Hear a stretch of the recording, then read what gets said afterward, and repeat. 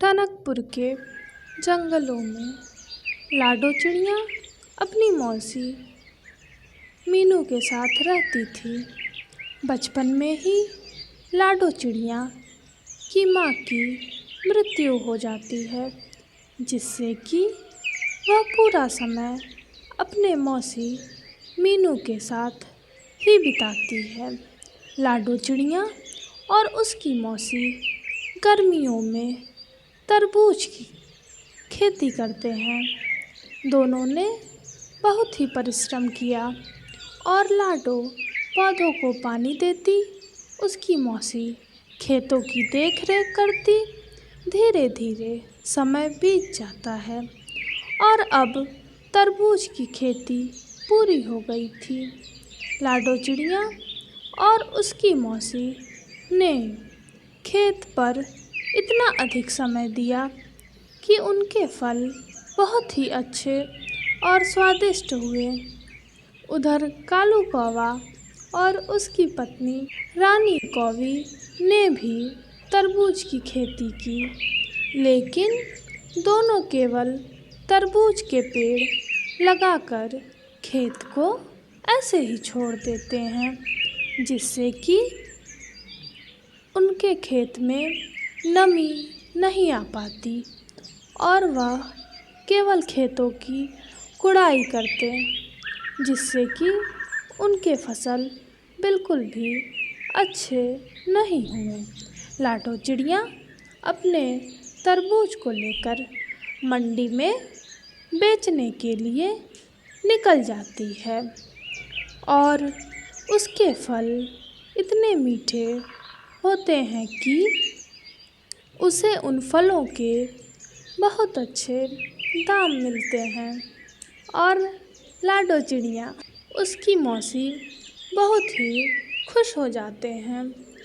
उधर कालू कौवा भी अपने फल उगाता है, लेकिन उसके तरबूज बिल्कुल भी मीठे नहीं होते हैं, जिससे कि वह उसे मंडी में नहीं बेच पाता। रानी कौवी कहती है, पता नहीं हमारे अंदर कौन सी कमी रह गई जिससे हमारे तरबूज मीठे नहीं रह गए और अब हम क्या करेंगे। चलो हम इसे अपने खेत में ही बेचते हैं। और कालू कौवा तरबूज खेत में बेचने लगता है। तभी वहाँ मिट्ठू तोता तरबूज खाने के लिए आता है और मिट्ठू कहता है, मैं सुबह से भूखा हूँ, कालू भैया मुझे भी एक तरबूज दे दो। कालू उससे 10 रुपये लेकर तरबूज उसे बेच देता है और मिट्ठू तोता इतना ज़्यादा भूखा रहता है कि वह वहीं तरबूज बैठकर खाने लगता है। तरबूज बिल्कुल भी मीठे नहीं थे और मिट्ठू कहता है, छी छी छी, यह कैसे तरबूज हैं, मुझे नहीं पता, मुझे मेरे पैसे वापस कर दो। इससे अच्छा है कि मैं तरबूज ही ना खाऊं, इससे अच्छा तो मेरी मिर्ची ही है। और मिट्ठू तोता अपने पैसे वापस ले लेता है। कालू कौवा रात में घर जाता है और अपनी पत्नी रानी कौवी से कहता है, क्या बताऊं रानी, आज मिट्ठू हमारे दुकान पर तरबूज खाने आया, लेकिन तरबूज मीठे ही ना थे, जिस कारण से उसने तरबूज के पैसे वापस ले लिए। यह सुनकर रानी कौवी बोली, तुम चिंता ना करो, पर क्या होगा, अब तो लगता है हमारे घर की कमाई ही नहीं चलेगी।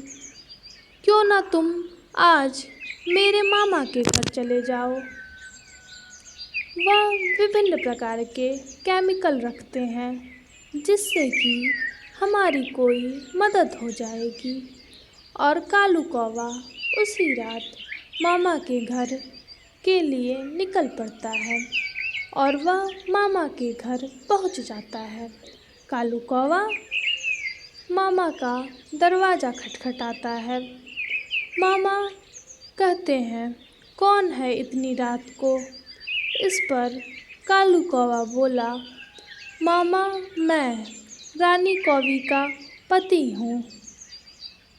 मामा यह सुनकर बहुत खुश हो जाते हैं और वह कालू कौवे को अपने घर में बिठाते हैं। कालू कहता है, मामा मेरे तरबूज बिल्कुल भी मीठे नहीं हैं, कृपया मुझे कोई उपाय बताइए। इस पर मामा कहते हैं, तुमने ज़रूर अपने तरबूजों को पानी कम दिए होंगे, तभी तुम्हारे तरबूज ऐसे हो गए हैं। तुम्हें मैं एक केमिकल देता हूँ और तुम उसे ले जाओ और अपने सभी फसलों में उस केमिकल को लगा देना। कालू कौवा खुशी खुशी केमिकल लेकर घर चला आता है। अगले दिन रानी कौवी और कालू कौवा तरबूज बेचने के लिए बैठ जाते हैं और तभी उनके दुकान पर गोरी चिड़िया आती है और वह कहती है, ले आओ कालू भैया मैं तरबूज खाऊं। और कालू उसे तरबूज दे देता है। तरबूज बहुत ही मीठे थे और बहुत ही स्वादिष्ट थे। इस पर गोरी कहती है, इतने स्वादिष्ट और मीठे तरबूज तो मैंने आज तक नहीं खाए। और वह तरबूज खाकर वहाँ से चली जाती है। रात हो जाती है और अब गोरी चिड़िया के पेट में बहुत तेज दर्द होने लगता है। वह समझ जाती है कि आज तो उसने कुछ नहीं खाया, बस उसने कालू कौवे के तरबूज खाए थे। और वह सोचती है, ज़रूर कालू कौवे ने तरबूजे में कुछ तो गड़बड़ की है। रात में कालू कौवा और उसकी पत्नी तरबूज पर सुई लगा देते हैं और अगले दिन सुबह फिर से तरबूज बेचने लगते हैं। अब वहाँ तरबूज खाने चीनू चिड़िया आती है। जैसे ही वह तरबूज खाने जाती है, मिठू तोता उसकी दुकान पर आता है और साथ ही गोरी चिड़िया भी आती है। गोरी चिड़िया अपने साथ पुलिस लेकर आती है और कहती है, इसने ज़रूर तरबूज में कुछ मिलाए हैं, इसी कारण से मेरा पेट दर्द हुआ है, आप इसे तुरंत पकड़ लीजिए। टनकपुर के जंगलों में लाडो चिड़िया अपनी बेटी कुकू के साथ रहती थी। दोनों बहुत ही खुशी से अपना जीवन जी रहे थे। लाडो चिड़िया रोजाना काम पर जाती और खेतों में काम करती, पौधों को पानी देती थी। धीरे धीरे जब पौधे बड़े हो जाते हैं और उनमें से फल निकल आते तो वह उन्हें टोकरी में लेकर बेचने के लिए निकल जाती है और उन्हें अपने ग्राहकों को बेचती है। उसके फल इतने स्वादिष्ट और मीठे होते थे कि सभी उससे फल खरीदने के लिए आते थे। एक दिन लाडो चिड़िया काम से अपने घर लौटी और कुकू को अकेला उदास देख पूछी, क्या हुआ कुकू बेटा, तुम इतनी उदास क्यों हो? यह सुनकर कुकू बोली, आप रोज मुझे अकेले छोड़कर चली जाती है और मुझे आपके बिना अच्छा नहीं लगता, इसलिए कल से मैं भी आपके साथ काम पर चलूंगी और मैं आपको बिल्कुल भी परेशान नहीं करूंगी। लाडो चिड़िया कहती है, ठीक है बेटा, मैं तुम्हें एक शर्त पर ले चलूंगी। अगर तुम वहाँ पर कोई शैतानी नहीं करोगी और चुपचाप एक जगह बैठी रहोगी। कुकू चिड़िया कहती है, हाँ हाँ मैं बिल्कुल आपको परेशान नहीं करूंगी। और अगले दिन सुबह लाडो चिड़िया अपनी बेटी को लेकर खेत पर चली जाती है। वह खेतों में पानी दे रही थी और कुकू चिड़िया चुपचाप एक जगह बैठी थी। तभी उसे बैठा देख कालू कौवा सोचता है, क्यों ना मैं इसे चुरा लूं और इसे ले जाकर बेच दूं, जिससे मैं अच्छे पैसे कमा सकूं। वह पेड़ के पीछे बैठकर कुकू चिड़िया को उछल कूद कर इशारे करने लगता है और कुकू चिड़िया खुशी खुशी उसे देखती है। तभी कालू उसे अपने पास बुलाता है। कुकू बिना सोचे समझे कालू कौवा के पास चली जाती है और वह उससे कहता है, क्या तुम्हें और भी अच्छे अच्छे करतब सीखने हैं? कुकू चिड़िया कहती है, हाँ हाँ, मुझे भी करतब सीखने हैं। तो कालू कहता है, चलो मेरे साथ, मैं तुम्हें करतब दिखाता हूँ। कुकू चिड़िया भूल जाती है कि उसकी माँ ने उसे कहीं भी जाने से मना किया था और वह कालू कौवा के साथ उड़ जाती है। रास्ते में उड़ती रहती है। तभी वह कालू कौवा से कहती है, मैं तो अपनी माँ को बताना ही भूल गई कि मैं आपके साथ जा रही हूँ। कालू बोला, तुम चिंता मत करो, मैं तुम्हारी माँ को बता दूंगा। धीरे धीरे शाम हो जाती है और लाडो सोचने लगती है कि कुकू को तो मैंने यही बैठाया था, यह अचानक से कहाँ चली गई। और वह कुकू को ढूंढने लगती है और फिर वही खेत में रोने लगती है। सभी पक्षी उसको रोता देख वहाँ इकट्ठा हो जाते हैं और उससे पूछते हैं, क्या हुआ लाडो बहन, तुम रो क्यों रही हो? लाडो चिड़िया कहती है, आज मेरी बेटी बहुत जिद कर रही थी कि वह भी मेरे साथ खेत पर चलेगी, इसलिए मैंने उसे अपने साथ ले आई, लेकिन पता नहीं वह कहाँ चली गई। मेरा दिल बहुत घबरा रहा है, कृपया आप लोग कुछ करें। तभी थोड़ी देर बाद मीनू चिड़िया वहाँ आती है और कहती है, मैंने तुम्हारी बेटी को कालू कौवा के साथ जाता देखा है। इस पर लाडो चिड़िया कहती है, चलो चलो जल्दी चलो कालू कौवा के घर, मेरी बेटी को कुछ कर ना दे। और वह सभी जल्दी से कालू कौवा के घर की ओर जाते हैं और उसका दरवाजा खटखटाते हैं। कालू जैसे ही दरवाजा खोलता है, वह देखता है कि सभी चिड़िया वहां आकर खड़े हैं और कुकू वहां बैठी हुई है।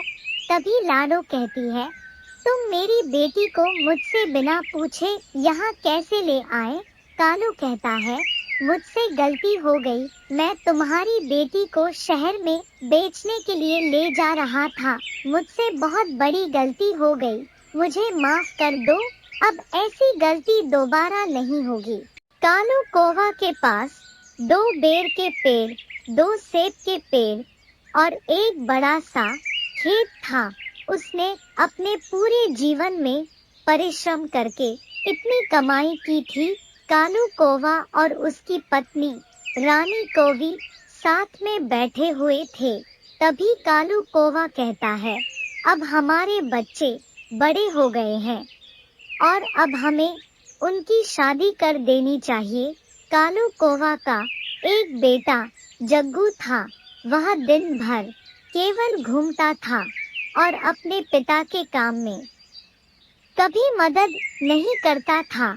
कालू रोज सवेरे उठकर अपने खेत में परिश्रम करने के लिए जाता और बहुत अधिक परिश्रम करने के बाद अनाज को उपजाता था। धीरे धीरे समय बीत जाता है और एक दिन कालू कौवा की पत्नी रानी कौवी कहती है, क्यों ना हम अपने बेटे जग्गू की शादी कर देते हैं, जिससे कि वह सुधर जाए और हमारे ऊपर से जिम्मेदारियां भी खत्म हो जाए। कालू कहता है, तुम ठीक कहती हो, अब हमें अपने बेटे की शादी कर देनी चाहिए और अपने इस काम से मुक्त हो जाना चाहिए और अब हम भी अच्छी जिंदगी जिएंगे। हमने अपने जीवन में बहुत परिश्रम किया है। धीरे धीरे समय बीतने के बाद कालू कौवा की शादी एक कौवी से करा दी जाती है। दोनों बहुत ही खुश थे। एक दिन जग्गू कौवे की पत्नी कमरे में बैठी जग्गू से कहती है, आप अपना हिस्सा क्यों नहीं ले लेते हैं? हम कब तक एक ही कमरे में रहेंगे? आप अपने माता पिता से बोल दीजिए कि वह कहीं और चले जाए और हम यहाँ पर फैल कर रहेंगे। यह सुनकर जग्गू कौवा भी अपनी पत्नी की बातों में आ जाता है और अगले सुबह अपने माता पिता से कहता है, आप लोग यहाँ से कुछ दिनों के लिए कहीं चले क्यों नहीं जाते हैं? मैं और मेरी पत्नी कुछ दिन अकेले रहना चाहते हैं। तुम दोनों अकेले रहो। कालू कौवा अपनी पत्नी रानी कौवी को लेकर अपने पुराने टूटे हुए घर में चला जाता है। रानी कौवी कहती है, आपने इतनी परिश्रम करके पूरे जीवन इतना सब कुछ बनाया और अंत में हमें कुछ नहीं मिला। ऊपर से हमारे बेटे ने हमें ही हमारे घर से निकाल दिया। सुनकर कालू बोला, जाने दो, भाग्यवान हमारे किस्मत में यही था, लेकिन यह तो देखो हम तुम साथ हैं। कालू कौवा अपने खेत पर काम करने के लिए गया था। वह अपने खेत की जुताई कर रहा था।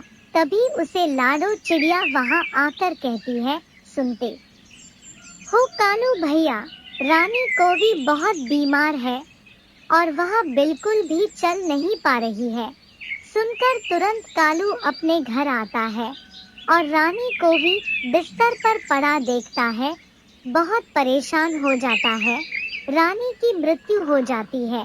कालू कौवा अकेला पड़ जाता है और वह अब सोचता है कि अब मैं अकेले यहाँ रहकर क्या करूँगा?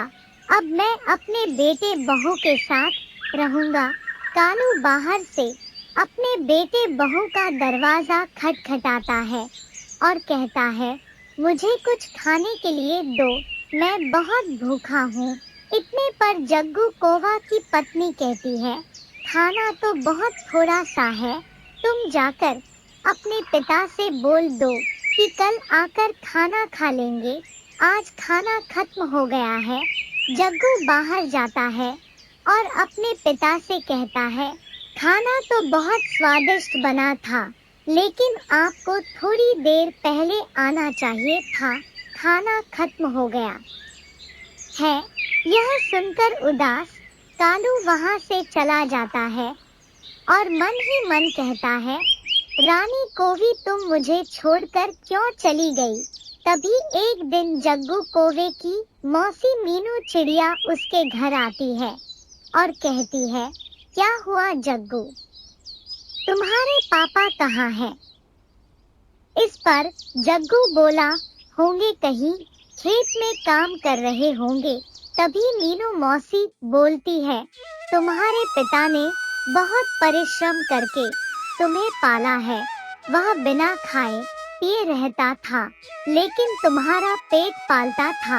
यह सुनकर जग्गू कौवे को अपनी गलती का एहसास होता है और वह अपने पिता को अब अपने साथ हंसी खुशी रखता है।